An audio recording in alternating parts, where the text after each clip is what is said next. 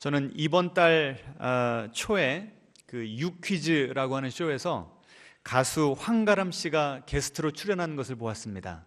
여러분, 이 가수 아시죠? 작년에 히트곡 어떤 곡을 불렀죠? 나는 반딧불.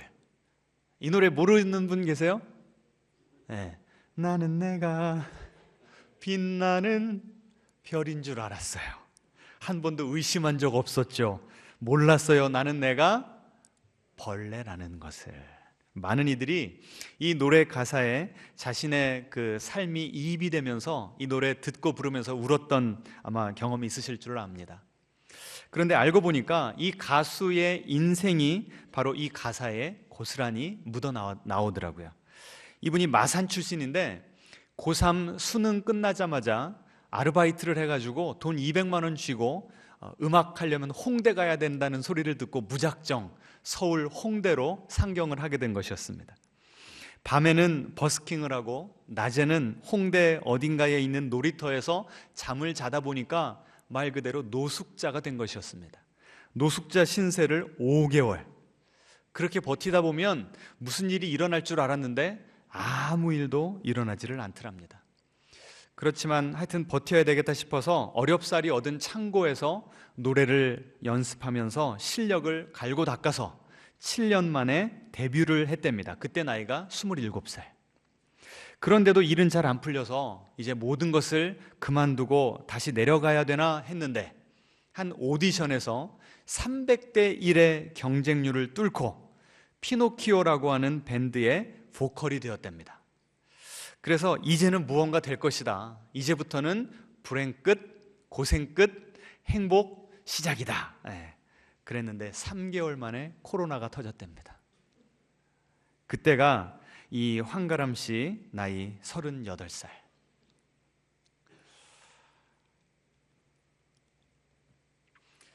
그때까지는 내가 추구하는 삶의 방향이 옳다라고 하는 확신이 있었대요. 내가 좀 더 노력을 하고 에너지를 쏟으면 나는 분명히 그곳에 갈 수 있다라고 생각을 했는데 이렇게 오디션까지 통과하고 이제 무언가 되려고 하는데 한풀이 또 꺾이니까 내가 아예 방향을 잘못했겠구나라고 하는 생각까지 들더랍니다. 19살에서 20살이 되고 20살, 29살에서 30살 될 때까지만 해도 마음이 괜찮았었는데 이제 30살 후반이 되니까 내가 이렇게 살아도 되는 건가 막 포기를 하고 싶더랍니다. 그런데 작년에 그의 나이가 40이 되었을 때 드디어 인생곡 나는 반딧불이라는 곡을 만나게 된 겁니다. 이 노래를 녹음하다가 많이 울었대요. 이 반딧불이 개똥벌레인 거 여러분 아셨어요? 예. 그런데 그 개똥벌레가 자기한테는 어떻게 다가오냐면 내가 개똥벌레인데 그냥 개똥벌레가 아니라 개똥벌레라고 그렇게. 벌레도 아니고 똥벌레고. 똥벌레 중에서도 왜 개 그러면 뭔가 좀 억양이 강해지지 않습니까? 어감이 개똥벌레다. 이게 내 인생이었다. 이렇게 느껴지더라는 거예요. 그런데 만약에 이 황가람 씨가 38살 때 그 가수를 관두었더라면 우리가 작년 한 해 동안 흥얼거렸던 그 노래는 없었던 거예요. 우리가 아는 지금의 황가람이라고 하는 가수도 없었던 것이죠. 정말 포기하고 싶었지만 끝까지 버텨냈기 때문에 오늘 그는 그렇게 빛나는 존재가 될 수 있었던 것이었습니다. 이 유재석 씨가 한번 보여주시겠습니까? 그 유퀴즈에 나왔던 장면을 캡처했는데요. 이 유재석 씨가요 마지막에 이 황가람 씨에게 이런 질문을 던집니다. 지금의 황가람 씨가 20년 전에 홍대 놀이터에서 노숙을 하던 그 청년 황가람에게 무슨 말을 좀 해주고 싶냐고 그랬더니 그 다음에요 한동안 아무 말도 못하고 저렇게 고개를 숙이고 한참을 울더라고요. 그러더니 울먹거리면서 이렇게 대답을 했습니다. 너무 오래 걸리니까. 뭐가 오래 걸려요? 뭐가 오래 걸려요?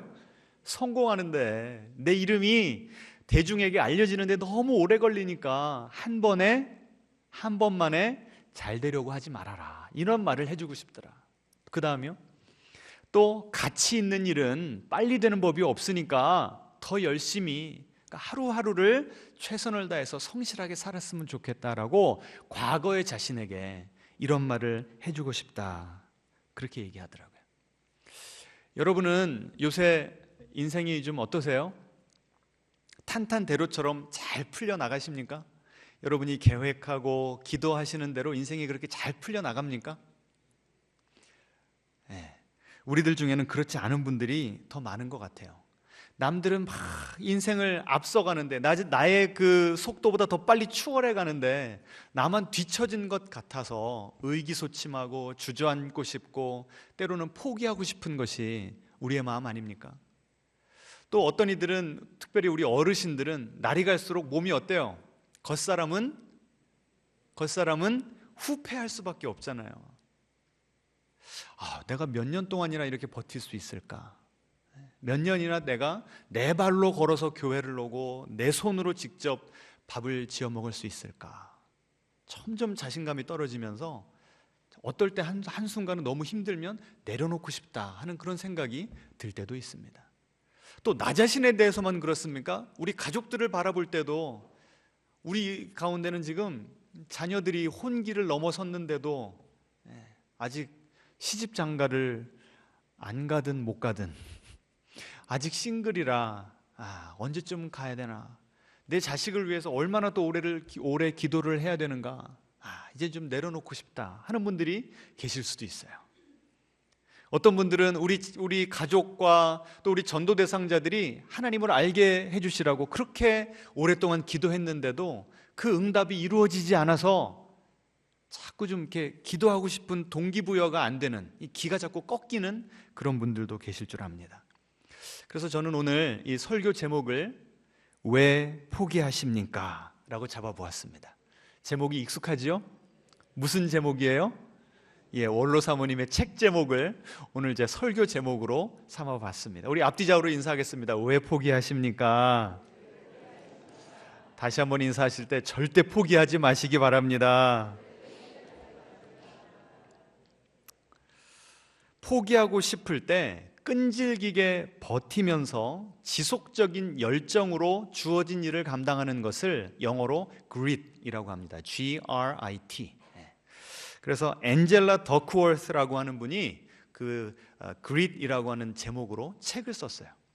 이분이 어떤 사람들이 성공하는가, 도대체 그 성공의 비밀은 무엇인가 여러 가지 변수를 놓고 연구를 해봤는데 답을 못 찾겠다는 거래요.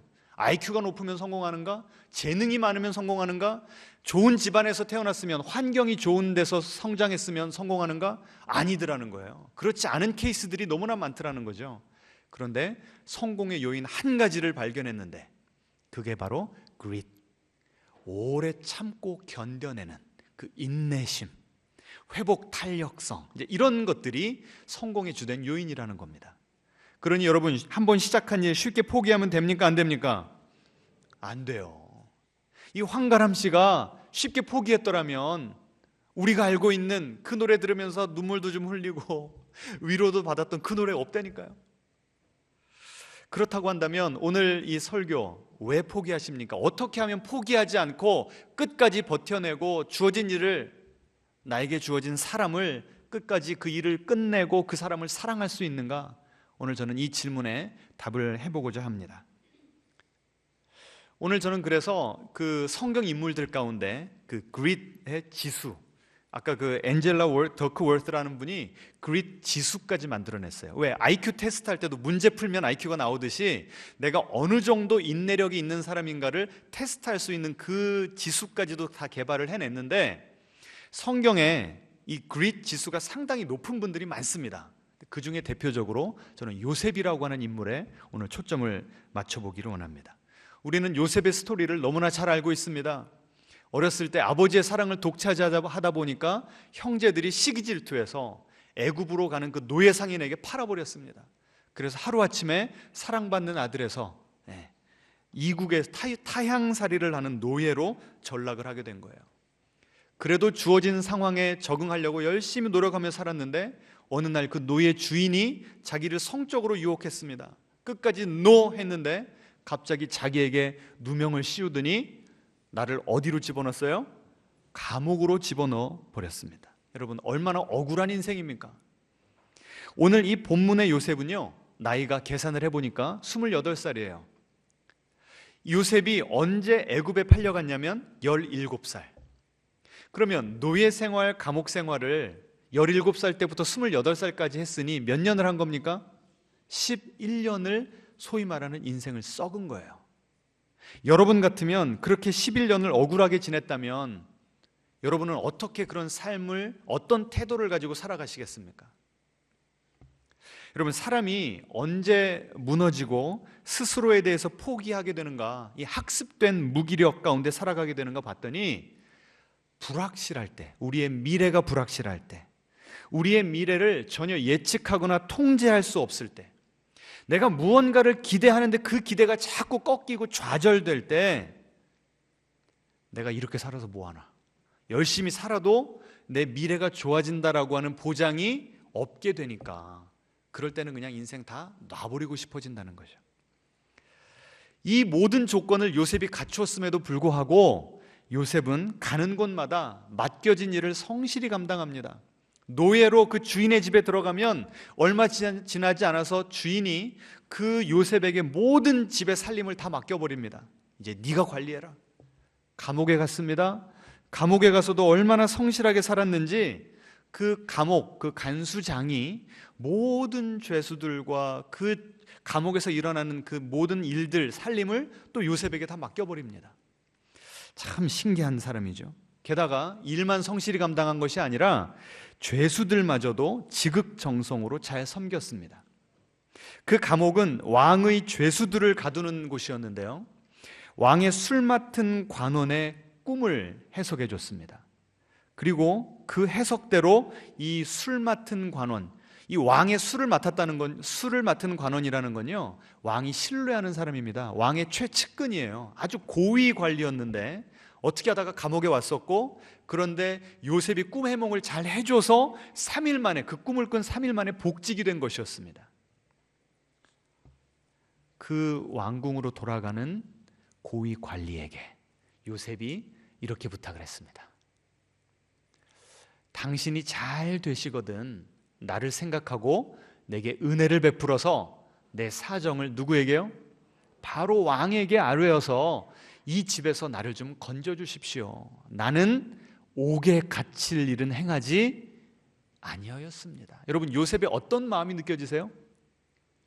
어떤 마음? 억울함. 나는 여기 있을 사람이 아닙니다. 도대체 내가 언제까지 여기 있어야 됩니까? 그래도 내가 당신에게 은혜를 베풀어 줬으니 나를 기억하시고 당신이 이제 좀 힘을 쓰셔가지고 억울한 내 누명을 좀 풀어주셔서 나를 이 감옥에서 내보내 주십시오. 간청을 한 거였습니다. 여러분, 꿈을 해몽해 주었고 꿈대로 내가 복직이 됐으니 이 사람에게 요셉이 이렇게 간청했을 때 술 맡은 관원이 어떻게 대답을 했을까요? 한번 생각을 해보시기 바랍니다. 어떻게 대답을 했을까요? 그래, 내가 꼭 그렇게 할게. 약속하지 않았겠습니까? 그런데 그 사람이 복직되고 하루가 지나고 일주일이 지나고 한 달이 지나고 1년이 지났는데 감감무소식인 거예요. 성경에는 뭐라고 나옵니까? 술 맡은 관원장이 요셉을 기억하지 못하고 그를 잊었더라. 이제 내 인생은 좀 피는가 했는데, 아까 그 마치 황가람 그 가수가 300대 1의 경쟁률을 뚫고 오디션에 합격해서 이제 내 인생은 피겠다 했는데 갑자기 뭐가 왔다고요? 코로나가 찾아와서 확 주저앉았듯이 지금 요셉도 그런 일을 당하게 된 거였습니다. 여러분, 얼마나 기가 막혔을까요? 믿던 사람에게 배신을 당한 겁니다. 기대가 좌절된 겁니다. 왜 하나님은 내 앞길을 막으시는가? 다 때려치고 싶지 않았겠습니까? 정신줄 놔버리고 싶지 않았겠습니까? 참 저는 너무 궁금한데요, 요셉이 어떤 반응을 보였는지 오늘 성경은 침묵합니다. 하지만 그는 무너지지 않았다는 게 분명해요. 한동안은 우울하고 무기력했겠지만 다시 일어난 것이 분명합니다. 어떻게 할 수 있죠? 그의 꿈을 해몽해줘서 복직한 지 몇 년이 지났다고 그래요? 2년이 지난 후에 어느 날 바로 왕이 꿈을 꿨습니다. 너무 꿈자리가 뒤숭숭해서 그 나라의 점술가들을 다 불러 모으고 내 꿈 이야기를 해주는데 어느 누구도 해석을 못하는 겁니다. 그때 옆에 있었던 술 맡은 관원이 땡땡땡땡 누구 생각이 났을까요? 요셉 생각이 난 거예요. 그래서 부랴부랴 데리고 왔습니다. 요셉에게 왕이 말을 하는 거죠. 당신이 네가 꿈 해석 잘한다고 들었다. 그때 요셉이 왕에게 이렇게 말합니다. 같이 한번 읽어볼까요? 내가 아니라 하나님께서 바로에게 편안한 대답을 하시리이다. 지금 내가 왕 앞에 갔어요. 이 사람에게 잘 보이면 내 인생 피는 겁니다. 그러면 누구 피아를 잘해야 되는 거예요? 내 피아를 잘해야죠. 근데 지금 누구 피아라고 있어요? 하나님 피아라고 있어요. 내가 잘나서 꿈을 해몽하는 것이 아니라 하나님, 나와 동행하고 계신 그 하나님이 나에게 지혜를 주셔서 나를 통해서 당신에게 하실 말을 하실 겁니다. 지금 하나님과의 관계가 어떤 것 같아요? 하나님과의 그 관계를 포기해버리는 사람의 말 같습니까? 아니에요. 나를 드러내는 것이 아니라 하나님을 드러내는 겸손한 이 인격을 그대로 지금 품고 있는 거예요. 게다가 하나님이 당신에게 말씀하실 겁니다. 자신감, 확신이 느껴지십니까? 반응을 좀 보여주세요. 하나님과 이런 일들을 한두 번 겪어본 것이 아니기 때문에 자신감이 있더라는 거예요. 자, 왕에게 한 말이 창세기 41장 16절인데요. 그 전 2년 전에 술 맡은 관원에게 한 말이 바로 그 밑에 나오죠. 같이 읽어보죠. 해석은 하나님께 있지 아니하니까 청하건대 내게 이르소서. 예, 오탑니다. 내게 이르소서. 어때요? 2년 전이나 지금이나 그의 마음가짐이, 그의 신앙이 어때요? 똑같죠. 배반을 당하고 내 인생의 큰 기대와 꿈이 무너졌음에도 불구하고 그 전후가 어때요? 똑같아요. 이걸 뭐라고 부른다고요? 그릿, 인내심, 포기하지 않는 마음, 끈질긴 열정, 이렇게 부른다는 거예요. 여러분, 우리에게 이런 것이 있습니까? 없습니까? 있어요? 없어요? 여러분, 이 요셉의 이 그릿을 어떻게 설명할 수 있을까요? 우리가 어떻게 해야 그런 그릿을 우리 마음 가운데 개발하고 소유할 수가 있겠습니까? 그 긴 세월 좌절과 실망을 경험했는데도 포기하지 않고 인내할 수 있는 그 힘이 어디 있었습니까? 초지일관, 맡은 일에 성실하고 하나님을 사랑하고 이웃을 사랑하는 이 모습 어떻게 유지할 수가 있었겠습니까? 제가 읽었던 한 책의 인용문을 제가 여러분에게 좀 소개해드리기를 원합니다. 저는 여기서 답을 얻었어요.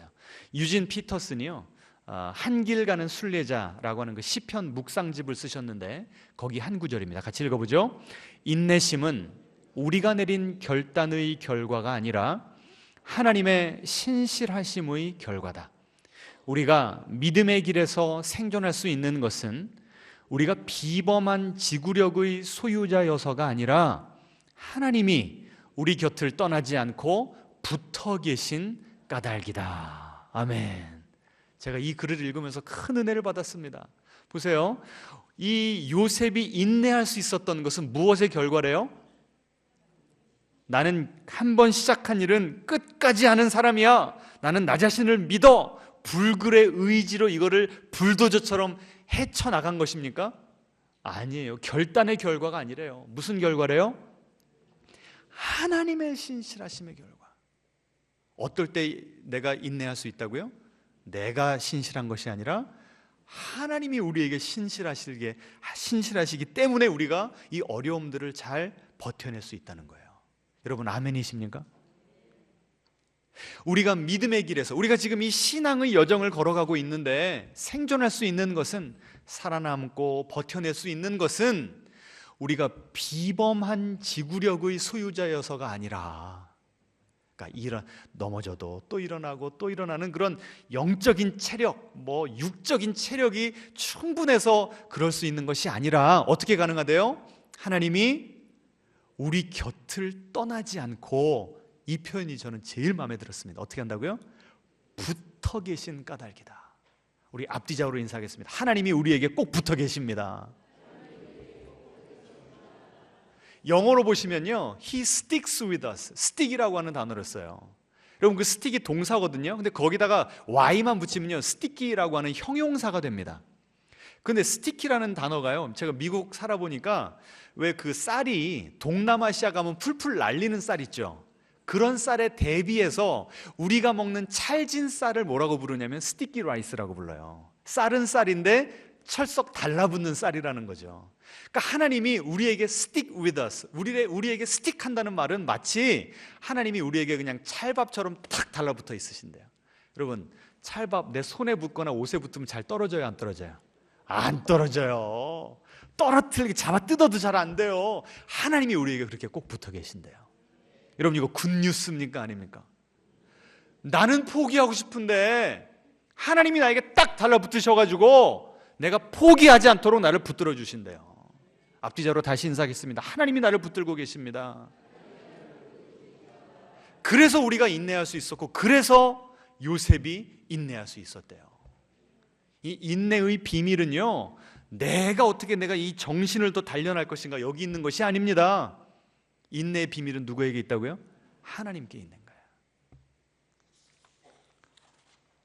자, 이것이 요셉의 인생에 어떻게 우리가 이런 그 진실을 발견할 수가 있는가 보시면 똑같은 표현이 3번이나 나옵니다. 같이 읽어보죠. 여호와께서 요셉과 함께 하심으로, 여호와께서 요셉과 함께 하시고, 여호와께서 요셉과 함께 하심이라. 말을 그렇게 아끼는 구약 성경이요, 똑같은 말을 후렴구로 계속 돌리고 있어요.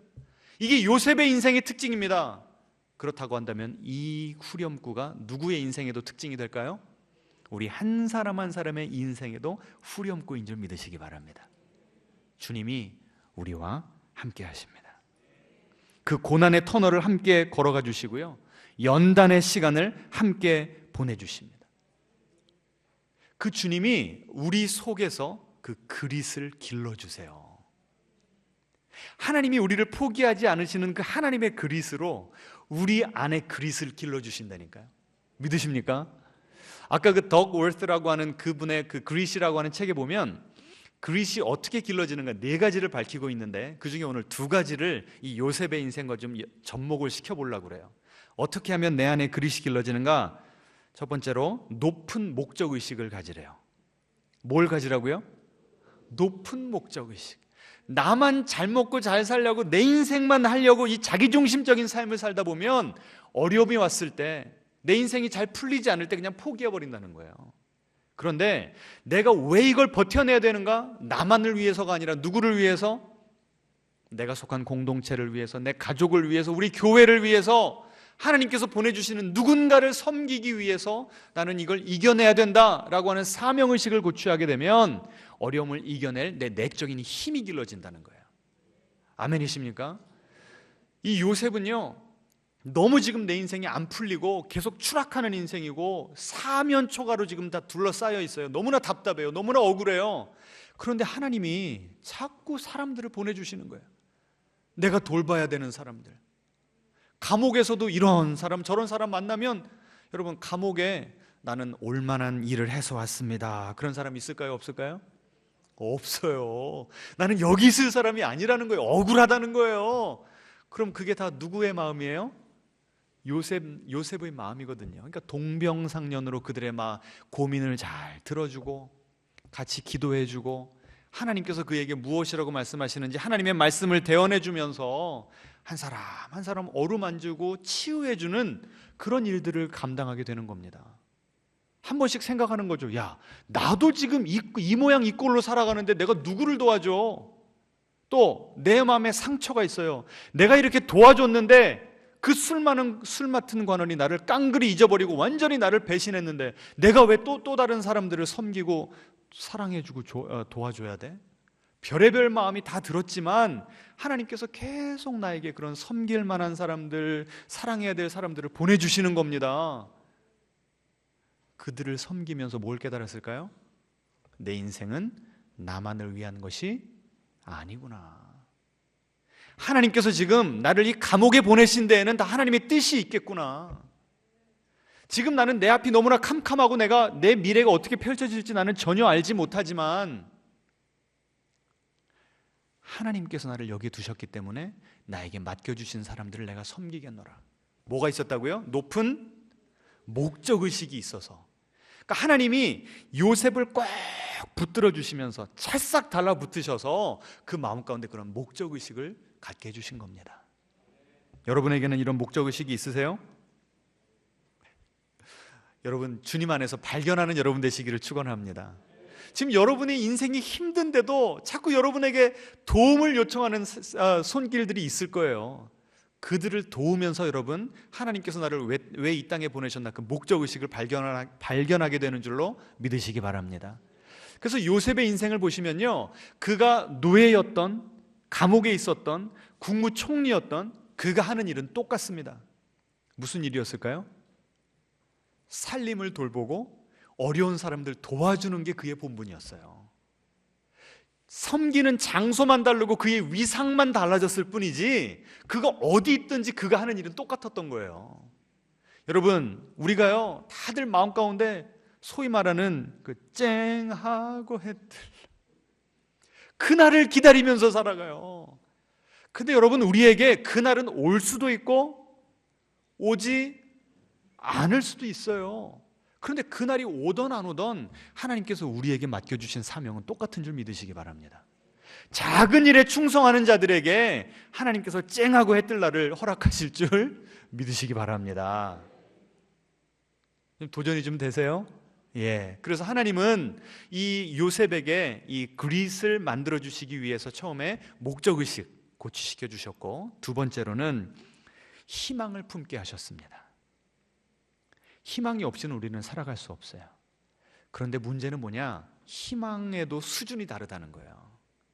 덕 월스라고 하는 이 심리학자가 뭐라고 얘기하냐면, 희망 중에서도 가장 낮은 단계의 희망이 있는데 막연한 희망이 있대요.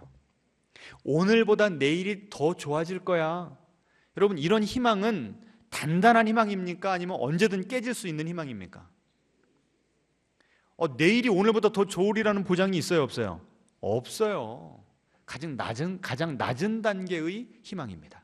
그 다음 인용문 보여주세요. 이분 책에서 이렇게 밝힙니다. 이 두 번째 단계의 희망을 이분이 얘기하시는데, 이 희망은 우리의 노력이 미래를 개선할 수 있다는 기대를 바탕으로 한다. 내일은 나아질 것 같다는 막연한 느낌이 아니라 뭐라고요? 더 나은 내일을 만들겠다는 결심. 그러니까 막연하게 기다리려면 나는 수동적으로 아무것도 안 해야 됩니다. 그런데 내 결심으로 더 나은 미래를 만들겠다고 하면 내가 뭐 할 수밖에 없어요? 노력할 수밖에 없고 주어진 상황에서 할 수 있는 걸 찾아야 되는 거죠. 그러니까 첫 번째 단계의 희망보다는 어때요? 더 고상하고 조금 더 견고한 소망이기는 합니다. 하지만 기독교에서 말하는 소망은 이것보다 한 단계 더 위에요. 기독교는요, 우리가 세운 계획, 우리가 미래를 향해서 그리고 있는 청사진, 그리고 이때쯤이면 내가 이 정도 노력하면 이때쯤에 이 정도는 올라갈 거야 라고 하는 우리의 인생의 계획과 인생의 타이밍, 이런 것들에 소망을 두지 말라고 이야기합니다. 요셉을 보세요. 이 요셉이 언제 이 소망이 가장 높이 올랐을까요? 예? 술 맡은 관원, 꿈 해몽해주고 복직되었을 때. 아까 얘기했잖아요. 꼭 나를 좀 잊지 말아달라고 부탁했잖아요. 그때 그의 소망의 레벨이 어땠을까요? 상당히 업됐죠. 이제 금방 뭔가 일어날 것이다. 근데 그런 소망은 단단한 소망이에요? 깨질 수 있는 소망이에요? 내 노력으로 일구어낸 소망이지만, 결심이지만 그게 내 미래를 보장해주지 못한다는 거예요. 여러분, 이런 가슴 깨지는 경험을 하나님께서 왜 허락하셨을까요? 따라해 보겠습니다. 하나님이 요셉을 사랑하셔서 그렇습니다. 왜 하나님이 우리의 인생을 우리 계획대로 이루어주지 아니하시고 자꾸 우리에게 이런 기대가 깨어지게 하시는가? 하나님이 언제까지 기다려야 됩니까? 하나님이 우리를 터프하게 사랑하시기 때문에 그래요. 하나님 아닌 다른 것에 소망을 두잖아요. 그 소망의 대상들은 반드시 우리를 실망시킵니다. 이때 아멘 하셔야 됩니다, 여러분. 아니, 인생 지긋하게 살아보신 분들 다 경험으로 아멘이 나오지 않으세요? 여러분이 지금까지 어디에다 소망을 두셨었냐고요? 그 소망이 우리를 다 실망시킨다니까요. 요셉이요, 그 한 달을 기다리고 1년을 기다려도 아무 소식이 없을 때 제가 한번 상상을 해본 거예요. 하나님께 어떻게 기도를 했을까? 성경 다른 곳에 보시면 그 하나님의 때를 기다리다가 지쳤던 사람들이 하나님께 이렇게 불평불만을 털어놓습니다. 이사야서 40장 같이 한번 읽어보죠. 여호와께서 우리를 돌보아 주시지 않는다. 우리가 온갖 고난을 다 당해도 우리 하나님이 우리를 버려두신다. 여러분, 이런 생각 가져보신 적 있으세요, 없으세요? 하나님께 이렇게 좀 투덜대 보신 적 있으세요, 없으세요? 있잖아요. 근데 제가 묵상을 해봤다고요?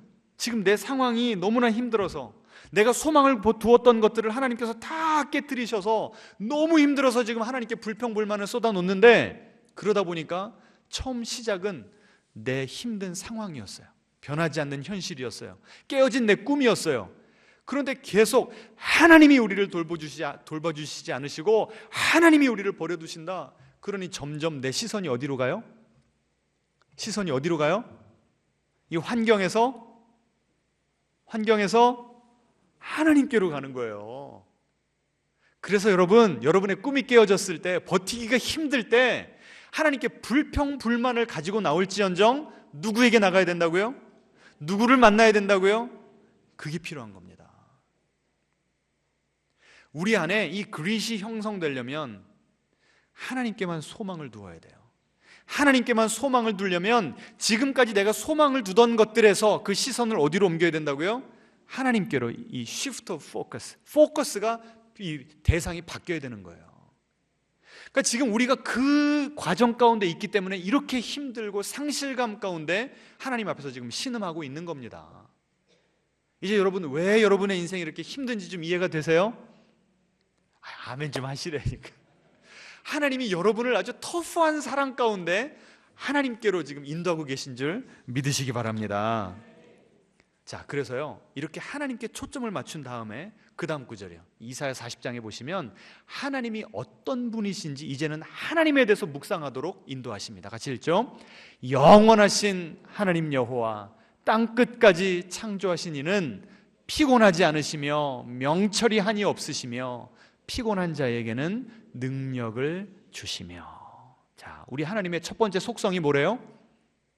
영원하신 하나님이래요. 아까 요셉이 그렇게 노예 생활, 감옥 생활을 몇 년째 하고 있었다고 그랬죠? 11년. 그리고 2년이 지나서 그 국무총리가 됐기 때문에 맥시멈 하면 13년입니다. 여러분, 13년의 그 기다림의 기간, 내 삶이 전혀 나아질 것 같지 않은 그 기간, 그 절망의 시간, 영원과 비교하면 얼마나 짧을까요? 마치 바다를 영원이라고 비교하면 13년의 시간은 어느 정도 될까요? 예? 물 한 방울 정도 되는 거죠. 우리는 그 13년의 시간을 가지고 하나님이 나를 사랑하시네, 안 사랑하시네, 하나님이 나를 구원해 줄 능력이 있으시네, 없으시네, 지금 그걸 판단하고 있어요. 그래서 하나님이, 야, 나를 봐.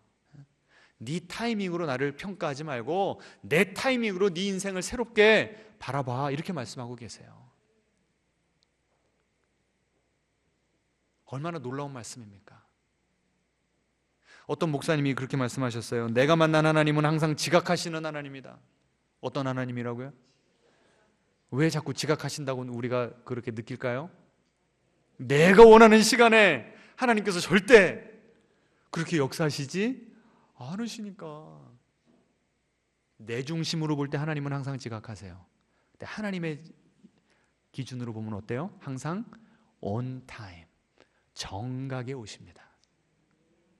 하나님은 절대 늦지 않으세요. 우리가 그 하나님을 믿는 거예요. 계속 보여주세요. 첫 번째 속성이 영원한 하나님이셨고, 두 번째는요, 땅 끝까지 창조하신 하나님. 하나님이 우리를 창조하셨대요. 여러분은 여러분 자식 놔놓고 네 알아서 커라 내동댕이 치시죠? 예? 아이, 금이야 오기야 좋은 거 다 갖다 먹이면서 나는 그냥 10년 된 거, 20년 된 옷 입어도 내 자식은 좋은 거 입히고 싶고. 예? 책임져 주잖아요. 책임져줘. 우리 하나님의 애프터 서비스는 확실한 줄 믿으시기 바랍니다. 하나님이 우리를 만드셨으니 하나님이 우리를 책임져 주시는 거예요. 그러니까 지금 내가 막 포기하고 싶고 하나님마저도 내려놓고 싶을 때 하나님은 나를 봐, 나에게 소망을 둬, 내가 어떤 존재인지 묵상을 해. 하나님께서 그렇게 초청하는 줄 믿으시기 바랍니다. 또 하나님은 어떤 하나님이시래요?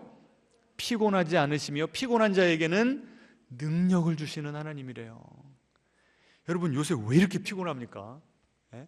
왜 이렇게 피곤해? 여러분 괜찮으세요? 이게 단지 몸이 피곤한 거라기보다는 계속 우리 정신적인 어떤 스트레스, 내 마음의 어떤 불평, 불만, 미래에 대한 불확실성, 불안, 두려움, 이런 것들이 우리 어깨를 막 누르고요, 우리 존재 자체를 눌러버리는 것 같습니다. 저만 그래요? 여러분도 그래요?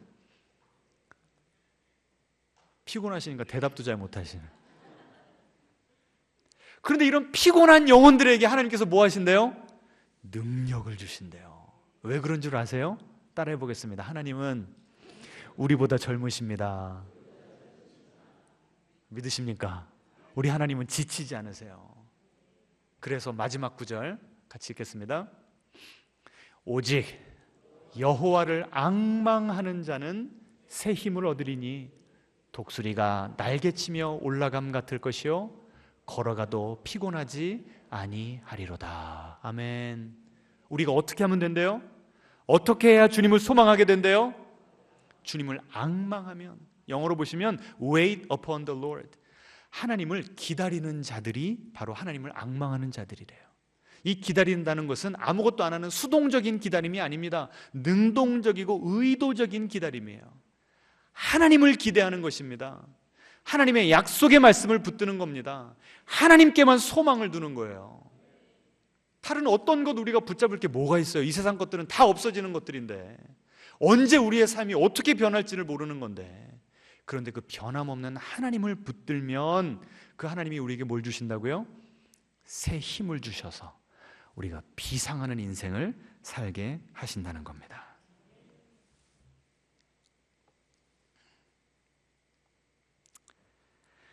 이 황가람 가수는요 20년을 버티다 보니까 빛을 보게 됐어요.